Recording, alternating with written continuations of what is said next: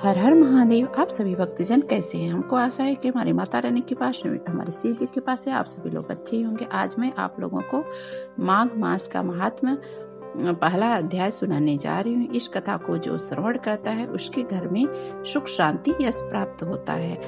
आइए तो हम लोग कथा की ओर चलते हैं। एक समय की बात है, सूत जी ने अपने गुरु जी व्यास जी से कहा कि गुरुदेव, कृपा करके आप मुझे माघ मास का महात्म्य कहिए, क्योंकि मैं आपका शिष्य हूँ।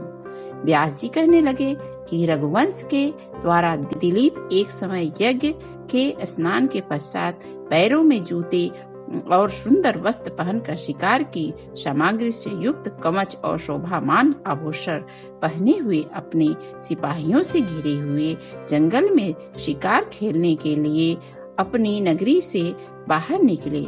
उनके सिपाही जंगल में शिकार के लिए मृग, व्याघ्र, सिंह आदि जंतुओं की तलाश में उधर उधर फिरने लगे। उस वन में वन स्थली अत्यंत शोभा को प्राप्त हो रही थी। कहीं कहीं मृगों के झुंड फिरते थे, कहीं गीदड़ का शब्द कह रहे थे कि कहीं गैंडों का समूह हाथियों के समान फिर रहा था। कहीं वृक्षों के कोटरों में बैठे हुए उल्लू अपना भयानक शब्द कह रहे थे। कहीं सिंहों के पद चिन्हों के साथ घायल मृगों के रक्त से भूमि लाल हो रही थी। कहीं दूध से भरी थनों वाली सुंदर भैंसें फिर रही थी। कहीं पर सुगंधित पुष्प हरी भरी लताएं वन की शोभा को बढ़ा रही थी। कहीं बड़े बड़े पेड़ खड़े थे तो कहीं पर उन पेड़ों में बड़े बड़े अजगर और उनकी केचुलियां भी पड़ी हुई थी। उसी समय राजा के सिपाही के बाजे की आवाज सुनकर एक मृग वन में से निकल करके भागने लगा और बड़ी बड़ी चौकड़ियां भरता हुआ आगे बढ़ा। राजा ने उसके पीछे अपना घोड़ा दौड़ाया, परंतु मृग पूरी शक्ति से भागने लगा। मृग कांटेदार वृक्षों के एक जंगल में घुसा और राजा ने भी उसके पीछे वन में प्रवेश किया, परंतु दूर जाकर के मृग राजा की दृष्टि से ओझल होकर निकल गया। राजा निर्जन वन में अपने सैनिकों सहित प्यास के मारे अति दुखी हो गया।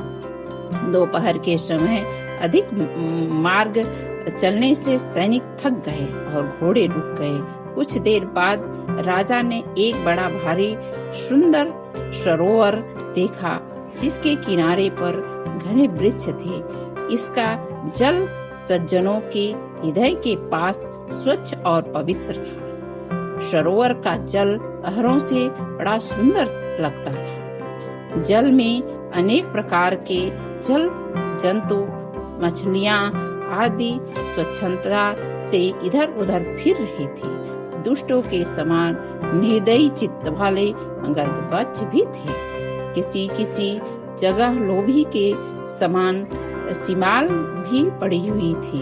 जैसे विपत्ति में पड़े हुए लोगों को दुखों को हरने वाले दानी पुरुष के समान यह सरोवर अपने जल से सबको सुखी करता था। जैसे मेघ चातक के दुख को हरता है, इस सरोवर को देख करके राजा की थकावट दूर हो गई। रात्रि को राजा ने वहीं विश्राम किया और सैनिक पहरा देने लगे और चारों तरफ फैल गए।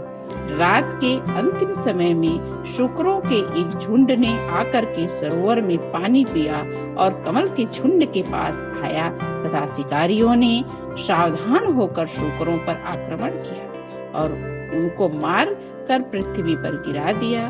उस समय उस शिकारी कोलाहल करते हुए बड़ी प्रसन्नता के साथ राजा के पास गए और राजा प्रभात हुआ देखकर उनके साथ ही अपनी नगरी की तरफ चल, जिसका शरीर तपस्या और नियमों के कारण बिल्कुल सूख गया था, जो मृगछाला और वल्कल पहने हुए था और नख रोम तथा केश धारण किए हुए था। राजा ने ऐसे घोर तपस्वी को देख कर बड़े आश्चर्य से उसको प्रणाम किया और हाथ जोड़कर खड़े हो गए। तपस्वी ने राजा से कहा कि हे राजन, इस पूर्ण माघ में इस सरोवर को छोड़कर तुम यहाँ से क्यों जाने की इच्छा करते हो? तब राजा कहने लगे, महात्मन, मैं तो माघ मास में स्नान के फल को कुछ भी नहीं जानता। कृपा करके आप विस्तार पूर्वक मुझको बताइए, माघ मास का महात्म्य क्या होता है?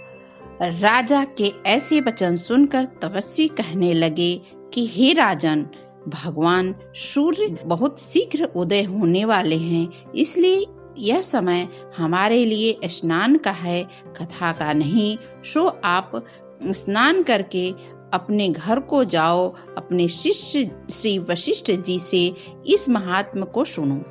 इतना कह करके तपस्वी सरोवर में स्नान के लिए चल दिए। राजा ने विधि पूर्वक सरोवर में स्नान करके अपने राज्य को लौटा और रनिवास में जाकर के तपस्वी की सब कथा रानी को सुनाई। तब सूत जी कहने लगे कि महाराज, राजा ने अपनी गुरु वशिष्ठ से क्या प्रश्न किया था, उन्होंने क्या उत्तर दिया, सो कहिए।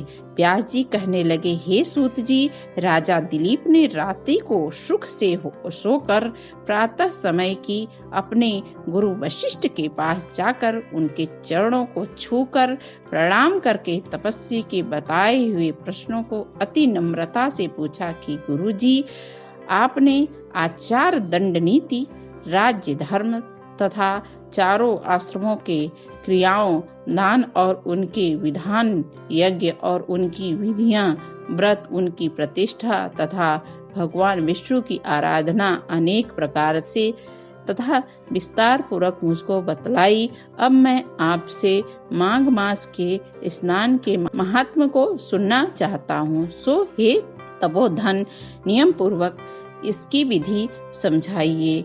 गुरु वशिष्ठ जी कहने लगे कि हे राजन, तुमने लोगों के कल्याणकारी, वनवासी तथा गृहस्थियों के अंतःकरण को पवित्र करने वाले माघ मास के स्नान का बहुत ही सुंदर प्रश्न पूछा है। मगर मकर राशि के सूर्य के आने पर माघ मास में स्नान का फल गौ भूमि, तिल, वस्त्र, स्वर्ण, अन्न, घोड़ा आदि दानों तथा चंद्रायण और ब्रह्मा कुंच व्रत आदि से भी अधिक होता है। वैशाख तथा कार्तिक में जब दान, तप और यज्ञ बहुत फलदायक होता है, परंतु माघ मास में इसका फल बहुत ही अधिक होता है। माघ में स्नान करने वाला पुरुष राजा मुक्ति के मार्ग को जाने वाला होता है। दिव्य दृष्टि वाले महात्माओं ने कहा कि जो मनुष्य माघ मास में सकाम या भगवान के निमित्त नियम पूर्वक माघ मास में स्नान करता है, अतः अनंत फल वाला होता है।